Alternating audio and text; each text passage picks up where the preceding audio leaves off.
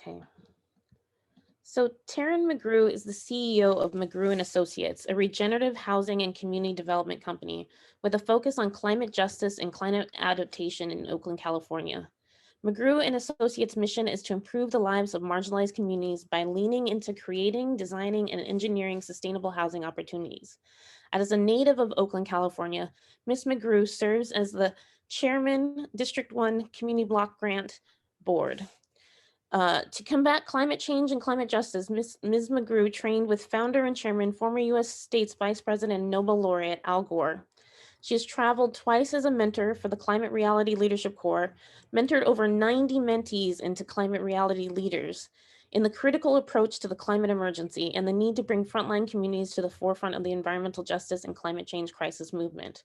Moreover, Ms. Mc Grew created the Climate Justice Co-Chair Committee for the Climate Reality Bay Area chapter, created the Climate Justice Salon series, and currently serves as the first African-American CRBA chapter co-chair, where she works diligently to uphold belonging spaces for climate reality leaders and members, which aligns with the Climate Realities Project Diversity, Equity, Inclusion, and Justice mission. So welcome. Thank you so much, Teron. I'm going to hand it over to you. Good morning, and thank you so much, Phoenix, for including me in this important leadership academy that you have created here, the first ever in Oakland, California. So as a native, it's an honor and privilege, and I thank you so much for the work that you're doing to bring sea level rise attention to, in particular, the West Oakland community, but all Oaklanders, because it is real, it's inevitable, and we must prepare ourselves. I am going to start my presentation now by sharing my screen with you and beginning my presentation.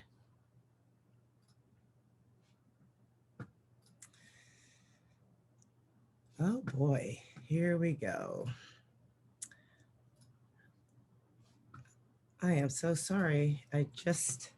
We got to get it again, and this is happening again.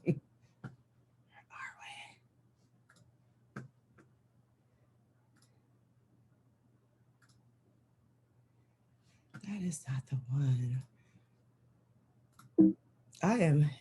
I'm getting it for you. I do apologize for this, but I will start talking about it as I am locating it now. I do apologize.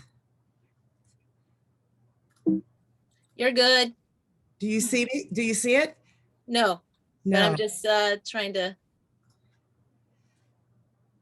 I'm trying to locate it. I'm just so sorry about this. Well, let me just begin while I am, before I start sharing it. I am a native of Oakland, California, and my story begins as a climate reality leader. We like to start our sessions by talking about our story. And my story begins with, starts in Crockett, Texas. My great-grandmother, Rosie Washington, was she was born in 1869 and voted in 1926, a year after the 3 years after the women's suffrage movement. What is so, oh, wow, I cannot.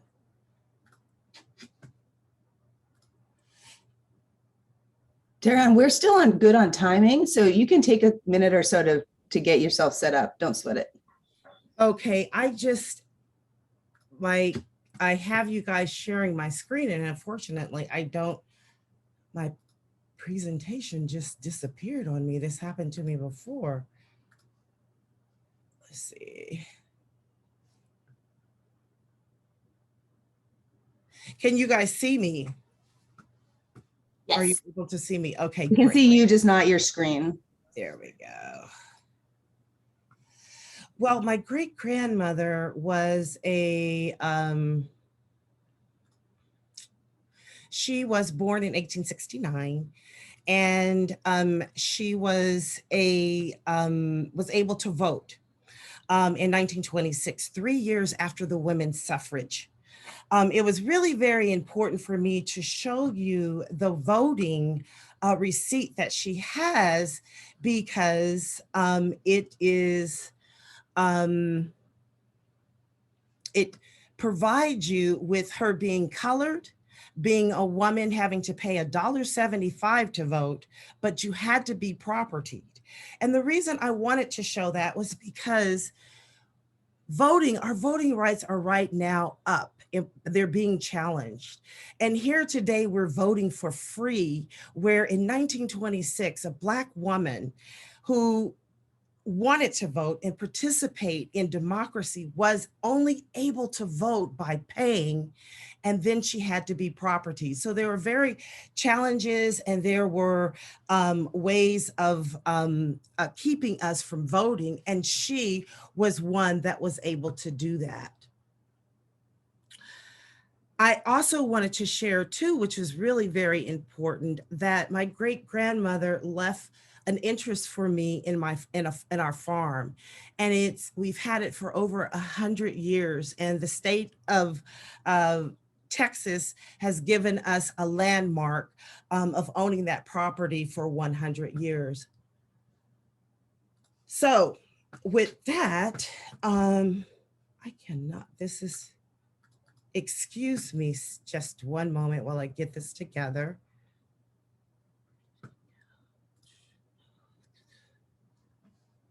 It's like my screen is just frozen.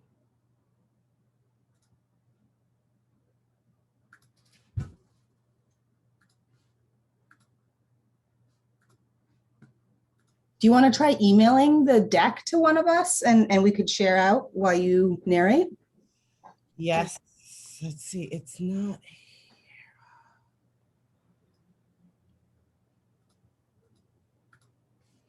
It's frozen. My computer, it has just.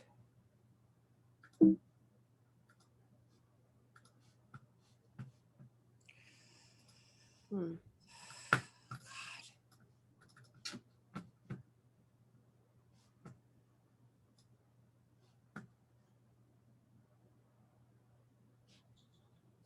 Oh no, we've got a screen share. I see it now, but I can't, I gotta get the, it's frozen. My computer, it has just, I hear you guys now. You want to try doing a reboot? I'm sure we can hold the fort for a minute. Yeah, maybe you should sign all the way out and then come back in. All right, I'll do that. Let me. Yeah, try that. Turn your computer off and No, on we've and got then a come screen back in. share.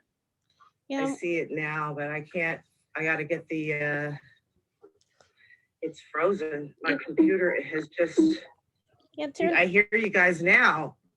do you want to maybe you even want to just like log out of the You want to try doing a Zoom? reboot? I'm sure Yeah. we can Yeah, hold the fort for a minute. we actually haven't Yeah, done maybe a you round should of. sign all the way out and then come back in. All right, I'll do that. Let me. Yeah, try that. Turn your computer off and No, on we've and got then a come back screen in. share.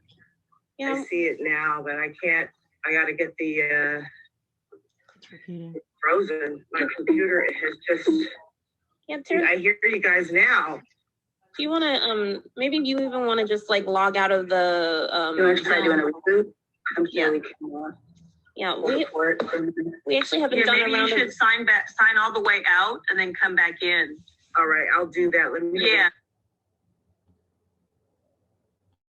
Okay, do we want to maybe while we're waiting do a round of introductions, since we didn't do that before? I know we all met on Saturday, but just to remind us who we are. I'm Phoenix Armenta with WOAP, the West Oakland Environmental Indicators Project.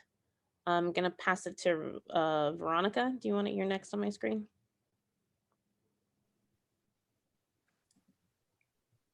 Hi, everyone. I am Veronica Ramirez, and I joined Phoenix on this project as an aide assistant. I am with Place for Sustainable Living here in North Oakland, and various mutual aid projects in Oakland. Thank you. I'll pass it to Prescott. Good morning, everyone. Prescott Rivas, Kalima Design, as well as also WAP, one of the trainers for the class. Looking forward to continue working with all you. And I will pass it to Olu. Good morning, everybody. My name is Olu Bemiga Oluwole Senior. I have been with this leadership program, Shoreline Academy, since the beginning, and I'm pretty excited to continue to participate. It's got a lot to learn, and I'm willing to. Thank you. I'll pass it on to Makita. Are you there? Hey, what's up with it? I'm here. Good morning, everybody. How you doing? I'm Keita Price, a third generation Deep East Oakland native, and I'm also one of the trainers of the Oakland Shoreline Leadership Academy. Thanks everybody for tuning in, and thank you participants for being here and so ready. I'm gonna go ahead and pass it to Hannah.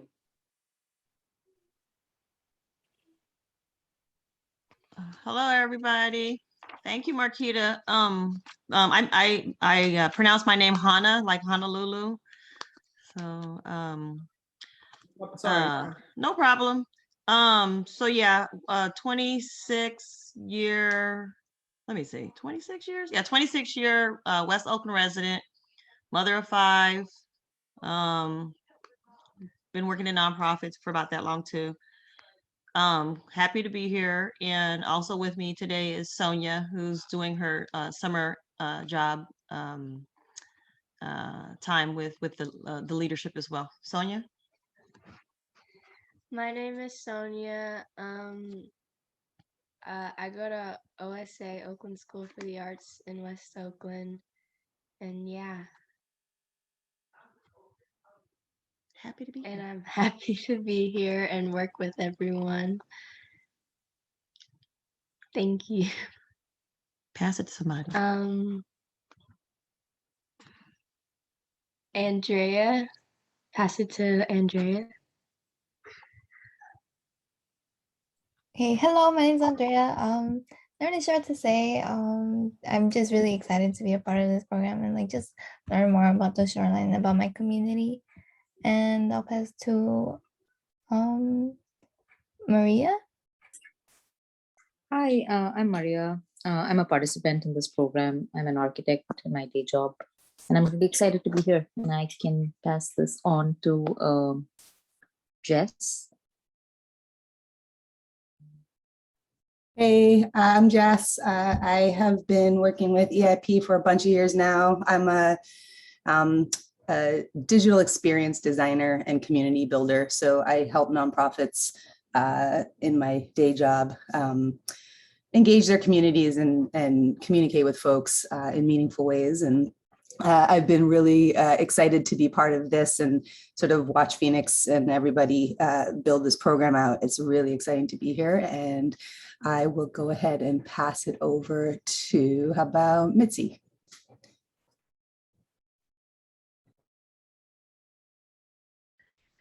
Good morning, everyone. My name is Mitzi Valdez, and I'm a counselor, mentor, teacher in the humanities at Street Academy, which is in the Pill Hill neighborhood, North Oakland.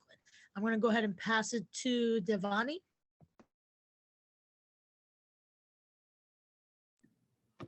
Hi, everyone. I'm Devani, go by she, her pronouns. I'm from Oakland, and I work with high school students at Oakland High School. I'm really excited to be here, and I will pass it to Lauren.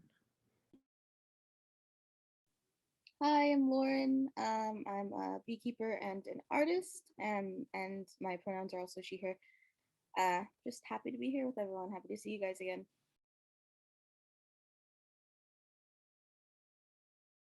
And I will pass it to Ima.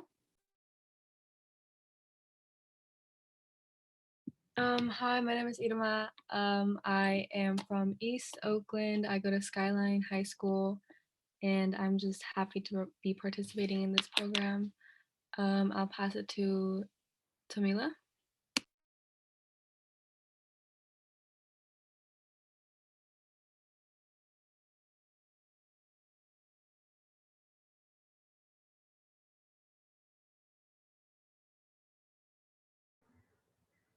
You there, Tamila? If not, I think Adam hasn't gone yet, too. Hey guys, it's Tamila here. Sorry about that. My name's Tamila, also known as Shy. My pronouns are they and them. I, I'm a lifelong born and raised West Oaklander, and I recently graduated Cal State East Bay with an ethnic studies and majoring in family and intimacies. And I'm super excited to see what we're going to learn today. Thanks, guys. Hey, I'll jump in. I'm Adam Garrett Clark, Bay Area native, lived in West Oakland for about 7 years, managed a tiny home community that's off grid, and excited to be here. I'm not sure, did Shirley, I'll pass it to Shirley if she hasn't, or if they haven't presented yet.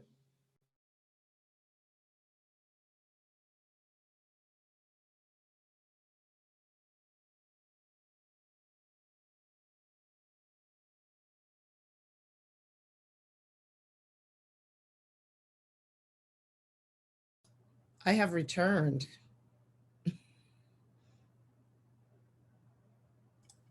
Just to make a quick note, Shirley put her information in the chat. She said she can't currently unmute, but she'd pass it on to Shadeda. Hi, my name is Shada, and I am a teacher. I've been living in Oakland for a few years now. I graduated from Oakland Tech High School, and I'm super excited to learn about the shoreline. Okay, is that Anybody who hasn't went, just go ahead and speak up because I don't know. I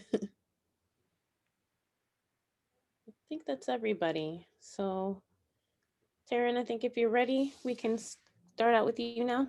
Yes, I am. And I do apologize for that. But nevertheless, I'm here. And as I was stating, and let me just finish with what I was saying here. My story is my great grandmother, Rosie Washington. And this is the poll receipt that I wanted you to see for 1926 in the historical demarcation of the land that's in Texas. There's a connection here because my story is connected to climate change, climate justice, and climate adaptation. Now I'm starting here at the very beginning.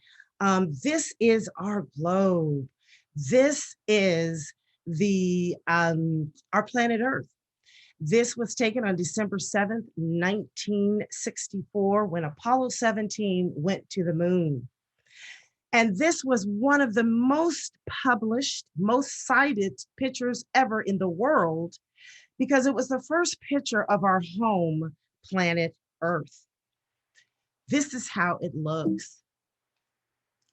This right here is how our sky looks from the moon. And it's a real very thin layer that I will speak to. When we all look up into the sky, we see the blue sky. But there's something there that's happening, that's creating the climate change that we know.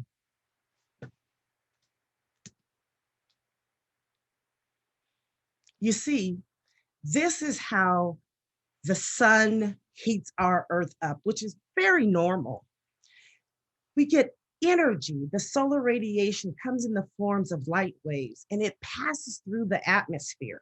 It comes through that layer, that sky, and it goes to the Earth, which is normal. But what happens is that as the heat, most of the radiation that's coming from the sun, it's absorbed and it warms our Earth, which is very normal. So some of the energy is radiated back into space by the Earth in the form of infrarays. And some of it goes out, but it's being trapped. And it's being trapped by that thin layer of what we call the carbon emissions layer. It's a very, very normal way of heating our Earth. But what's happening and where this layer of carbon, of green gas emissions is coming from, we're spewing over 152 million tons of man-made global warming pollution in the thin shell of our atmosphere every 24 hours as if it was a sewer. But where do you think it's coming from? This is where it's coming from. It's coming from our coal plants, our industrial processes, our land transports, landfills, air transportation, coal mining, oil production, and yes, even the thawing of the permafrost.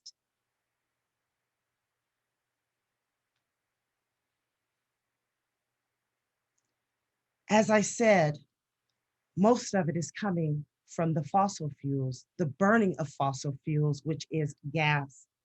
And what you see here in this is an illustration from 1850 all the way to 2019.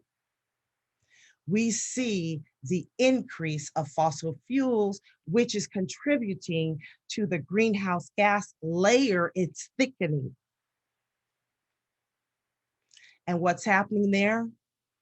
We're beginning to see that temperatures are rising. We're having the hottest days ever. You see here, these are the anomalies.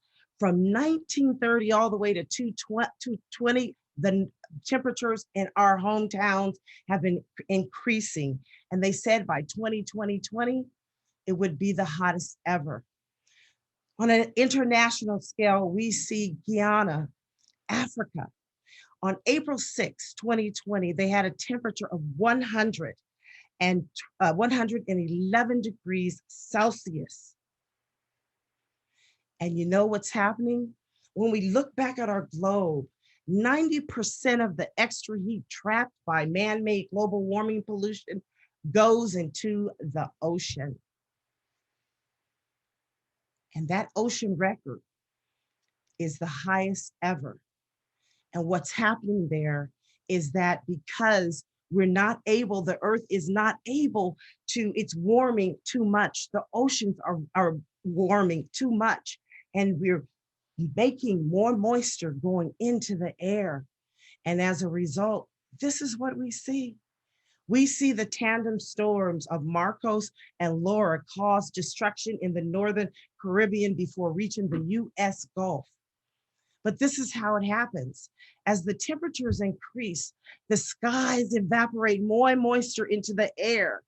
This is our hydrological cycle. Because the rain comes down in precipitation, it goes back into the water. The water is warming, which is bringing more moisture into the air. The evaporation is going back in this hydrological cycle, and we're getting more rain than ever before.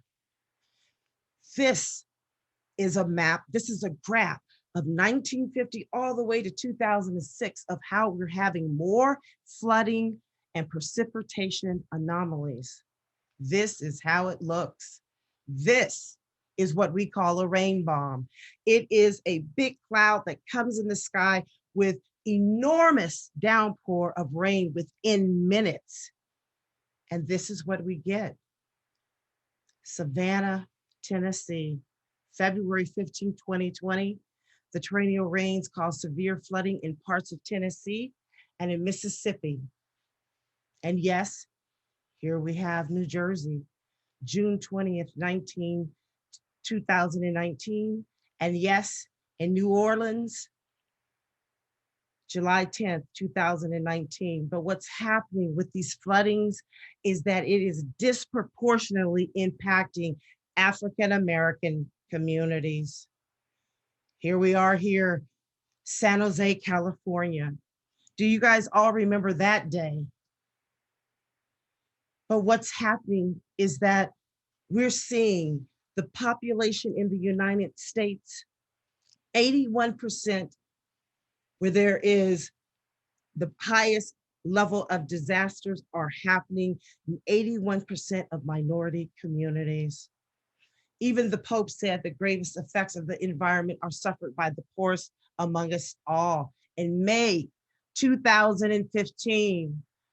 But what also we're beginning to see and what happened in 2019 because of these floods, 20 million acres, US farmers were prevented from planting because of the heavy rainfall and flooding.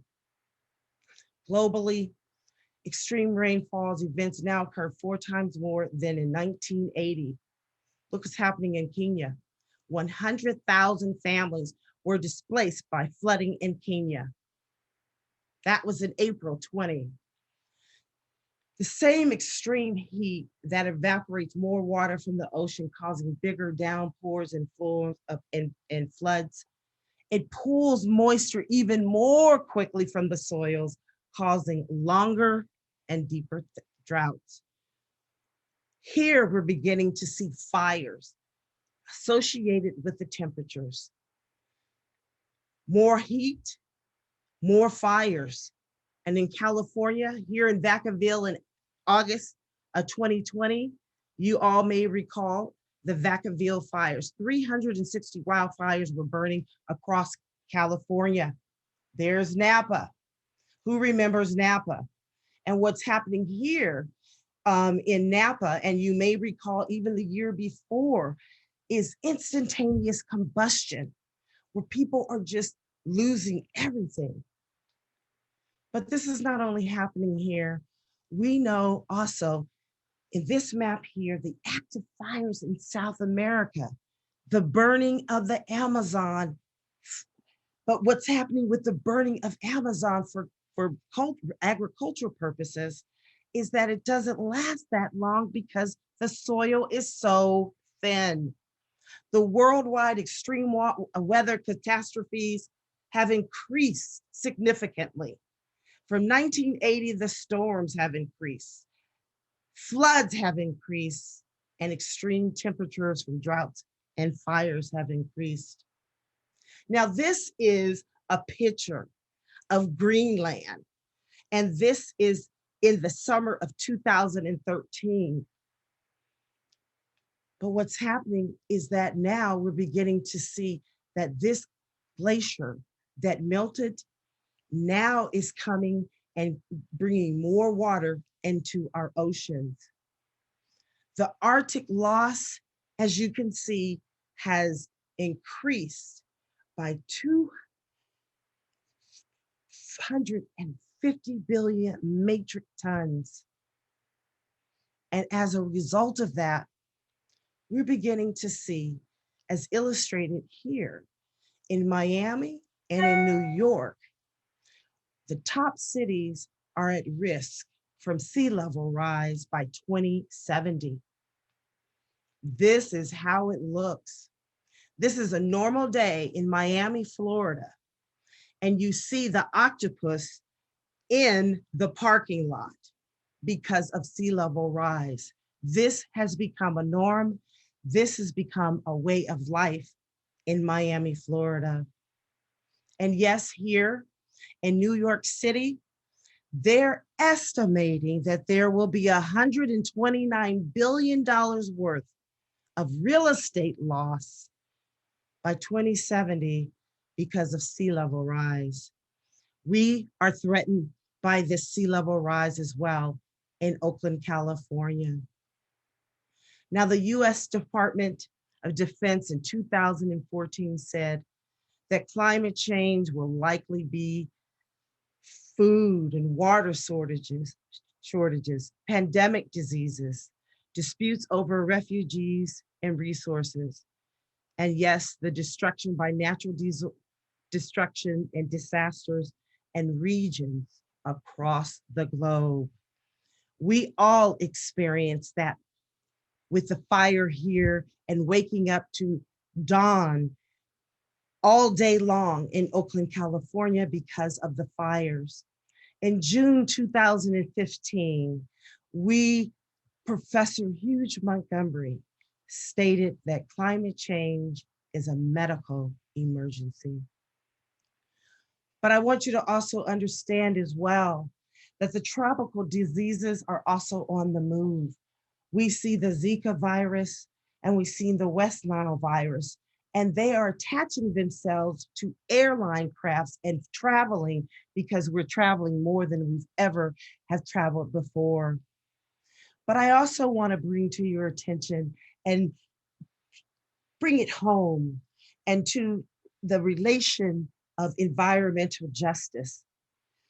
Environmental justice, as Dr. Robert Bullard, who is the father of environmental justice, it refers to the attempt to correct the intentional and unintentional creation of inconsistent impacts between various social, economic, racial, and generational groups. Most of these groups are Black, Brown, Indigenous people of color, and we live in the less protected areas, and we experience the personal hardships caused by climate change. Now, I want to bring this most important figure. This is the iconic figure of climate change. This was a picture that I took in 2018 at the Global Summit in San Francisco. This was the polar bear in front of the Ferry Building. And this is the iconic figure for climate change. Most environmentalists understand this, but as Dr. Bullard states, it's very important to understand what's happening in the Arctic and what's happening to the polar bears. They're going extinct, and we know that the waters are melting. But in marginalized communities who have never been to the Arctic, who have never seen a polar bear in person, their iconic figure is a kid with asthma. We are beginning to see astronomical numbers of the deaths attributed to air pollution. Here you can see in the United States, from 20 to almost 50,000 people have died because of air pollution related deaths. Now, I like to bring this back home. As I said, I want to show the connection of my experience with climate change, how I made the connection, and it was the connection of Hurricane Katrina in 2015. We live in the less infrastructured parts of cities. We all know in 2005, Hurricane Katrina displaced the African-American community. We were unable to rebuild, and we were displaced by having to move because of the less infrastructure, and because of a flood. This picture made an indelible imprint on my mind, because here is a man fighting against the force of water for survival. Climate change is real. Environmental justice is real. This is the reason I decided to be trained by former United States Vice President Al Gore to better understand climate change, to better educate my community of what is to come. Now, this is my association back to my great-grandmother's hometown of Crockett, Texas. The Andrew J. Hopkins Center is not only an activity center, it's also a safe center. It was built with FEMA. And in this little small town of 6,500, a rural town, the unemployment rate of 7.5, I found that the people in this rural community were better prepared for a natural disaster versus me, who lives in the urban core. I knew I made that connection. But I also realized that environmental racism is not new.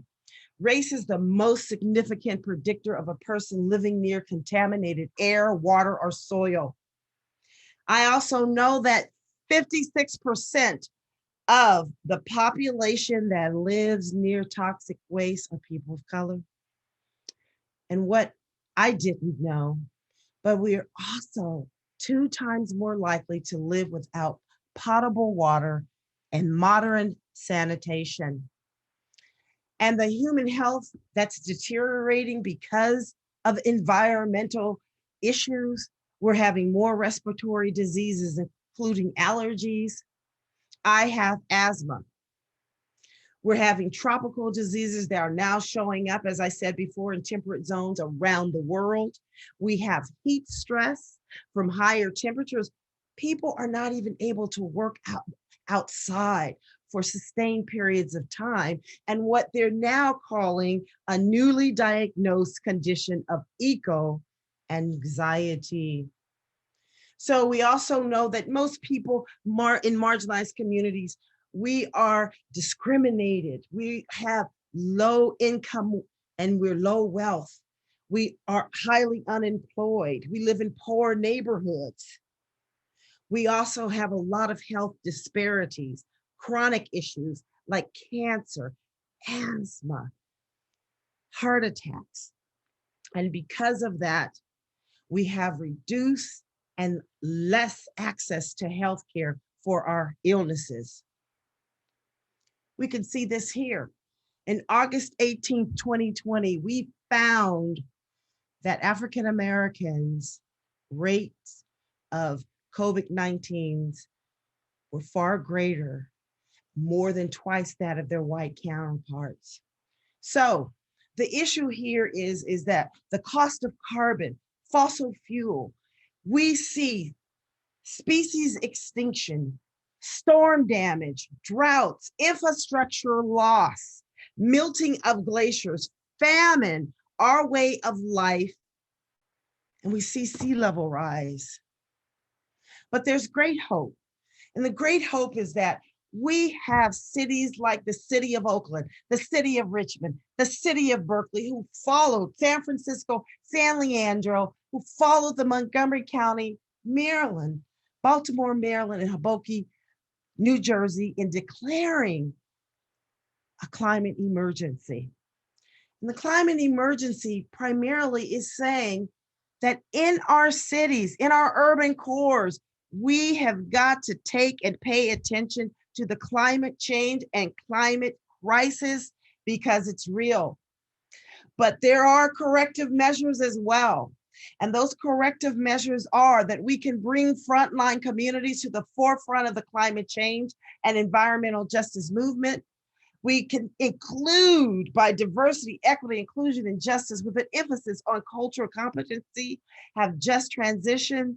We'll have equity centered policies and processes, of which I am a part of, with being a part of the West Oakland Environmental Indicators Project, the West Oakland Benefits for Equity, where we are actually looking at equity centered policies. We can fund equity, the Equity Climate Action Plan here in Oakland. And yes, reparations, of which our US Congress, Sheila Jackson Lee, and our governor has even come out with AB 3121, authoring a bill for reparations. But there's also preventive climate justice actions by resisting those funding fossil fuel projects. We have equity-based communities design, street trees, clean car and transportation investment, investing in resilience, affordable clean energy programs, and we can become more active and learning about the ecosystems, environments that we live in, learn more about climate change, get involved in environmental justice initiatives, and yes, speak truth to power. You guys are here today because you want your concern and you want to know more.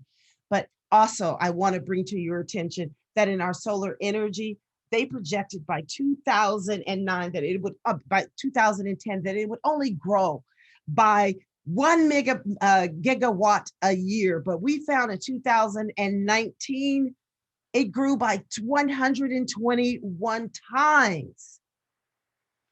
We're beginning to see here in Sacramento, California in 2020, all Californians, all new homes have to integrate solar and energy efficiency. And by notice, by 2045, everyone has to be 100% renewable. Everybody has to be on electric, have electric mobiles, and all your homes must be electric, no more gas. But what's even great is that there's enough solar energy to reach the earth every hour to fill all the world's energy needs for a full year. Can you imagine that?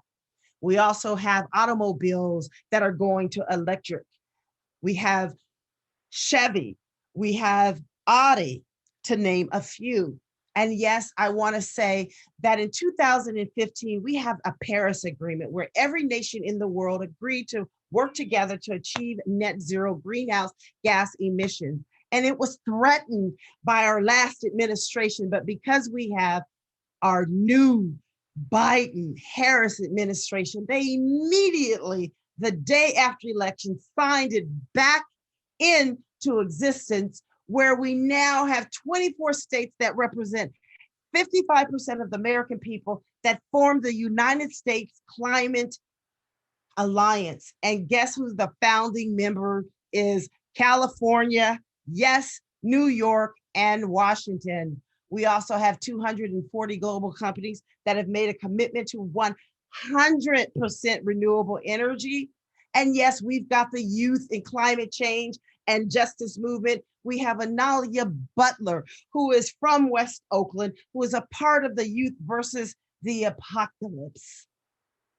And we also, yes, must adapt that new Green Deal, which has a very important component that expands to marginalized groups. We've got all new electric homes that are being built. We have the landmark historic ordinance in Berkeley and in Oakland, where new developments cannot have any gas in their new developments, only electric. But most importantly, we have our grassroots organization and protesters that are key to the cancellation of fossil fuels.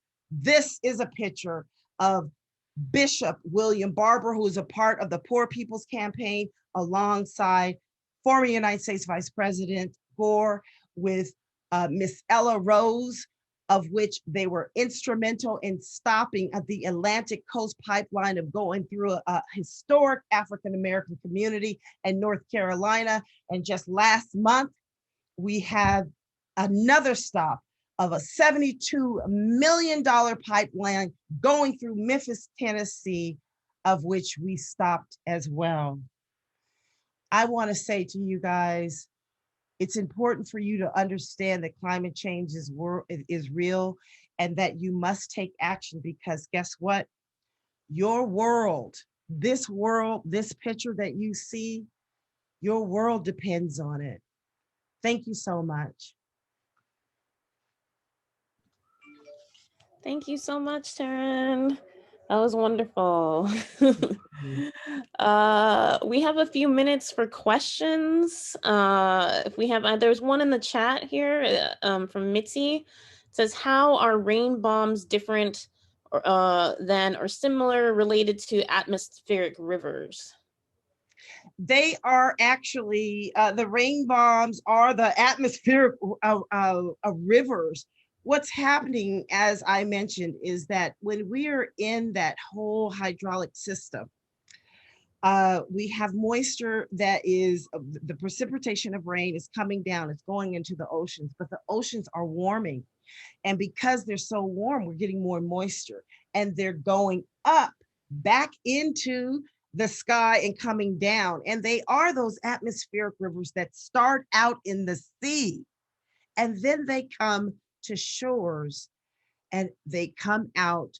The Marcos and Laura storm that I showed you, that was an atmospheric river that started in the sea and then came to the Caribbean islands.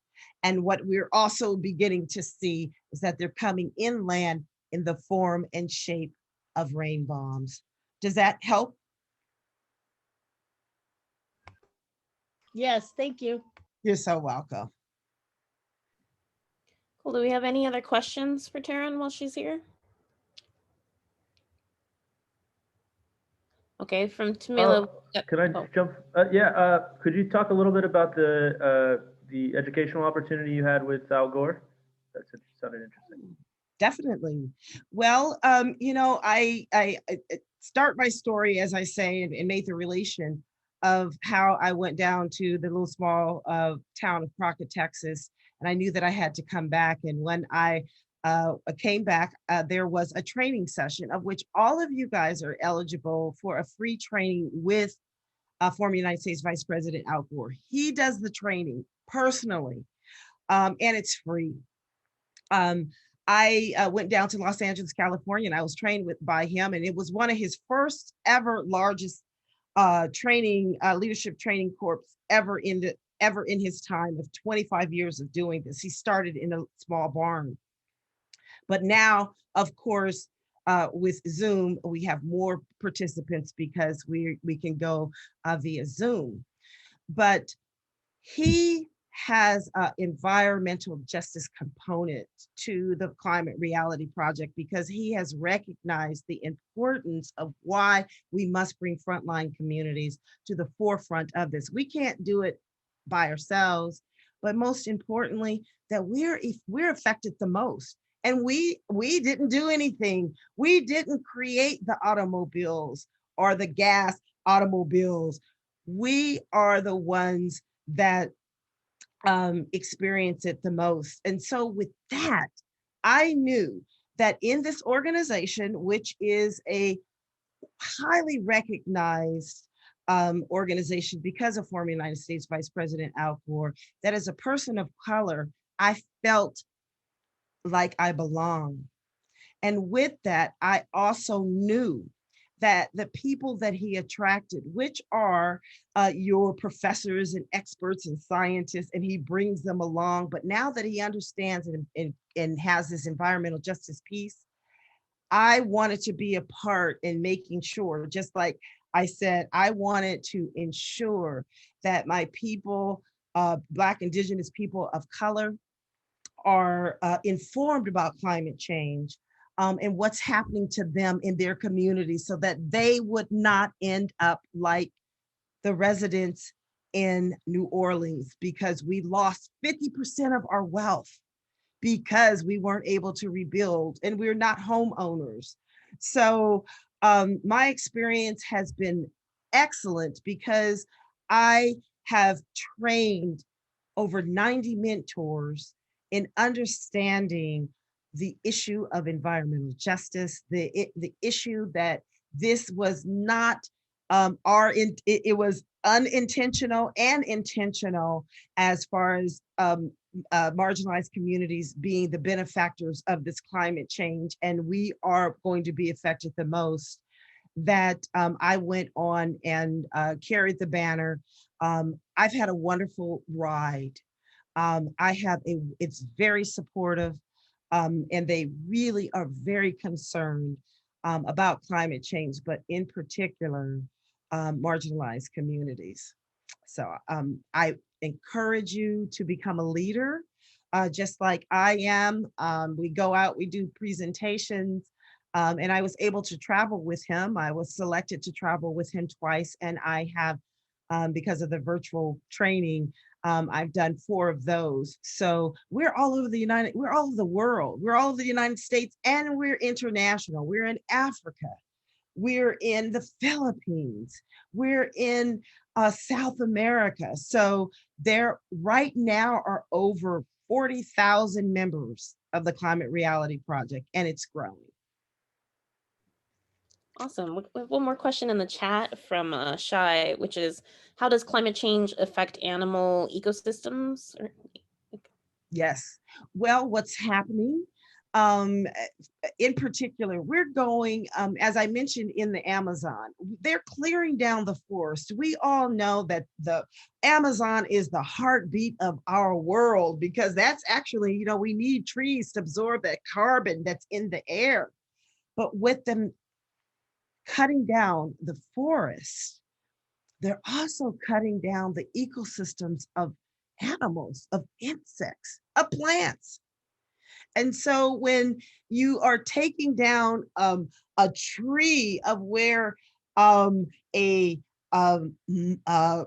bird, an animal has lived, and their species has lived, and it's no longer available, something that is no longer a norm, they become extinct because there isn't an environment that they're used to and they're not able to adapt to, because their ecosystem has been torn down, and they're not able to adapt.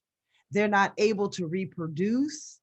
They're not able to go on. And so the species becomes extinct. It's very much like how moving to the urban core, we cut down many trees where we don't have the species of birds that we used to have.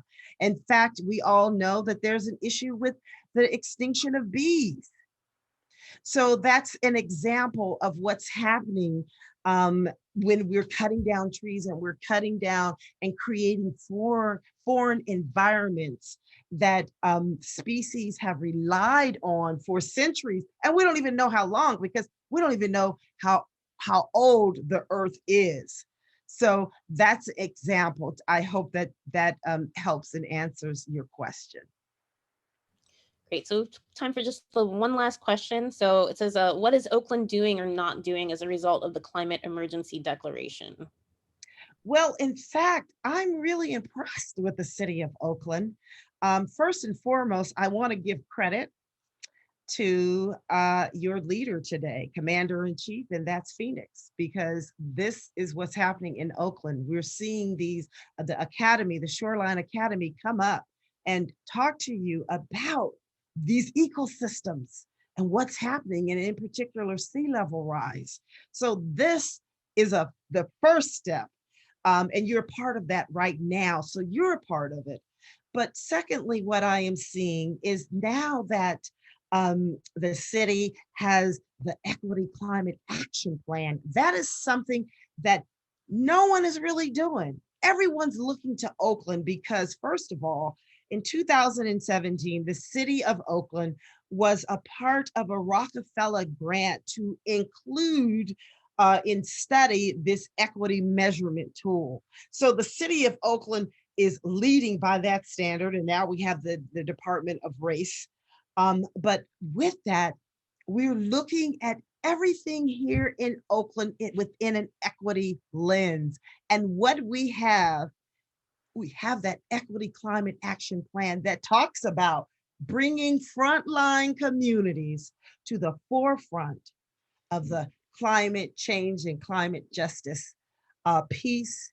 And it is now they're implementing it, looking at how it was passed last October, and they're looking at how they're implementing it. The city council is standing behind it, and you are seeing the first part of it today. You are part of it, and there's more to come, because the West Oakland Environmental Indicator Project is now expanding itself with its resiliency hubs. I have to say that I'm one of the first ever trainings of what resiliency hubs look like, and where I got that from is from that whole experience of Andrew Hopkins Center down in Crockett, Texas. That's a resiliency hub where people can go in time of an emergency. And that's where people can go when our lights are going out, where people are coming together, and it's self-determination as to how your community and what your community needs. In the days of when it was dark and it was polluted with air, these hubs, and the city is understanding the importance of these hubs where people can go and they can get clean air and stay in an environment where there's clean air, and on days that are very hot, they can go and be cooled. So the city is active. There's more to come. Excellent question. I'm so happy that you formed that, and you keep your eyes open, you keep your consciousness and your awareness, and stay attuned to what the city is doing, because there's also federal money that's coming down for infrastructures for our communities. And there's lots and lots of great things that are coming forward. But I will just say this, most importantly, is that the city understands the climate and the impact it has on marginalized communities. Thank you so much, Teron. That was a great presentation. Thank you for joining us today. Thank you so much for having me, and thank you for your work. Wow, technological issues. That was a climate disaster, ladies and gentlemen. But because I'm resilient and I'm in training, I was able to come back, and I was able to give you a piece of me, and to be a part of this very important training that you guys are all a part of. And I'm so happy that you invited me, and thank you, Phoenix. Thank you. I really appreciate you. Please give Teron your appreciations either through, Thank you. verbal or claps. Thank you. Okay, I'm gonna stop recording.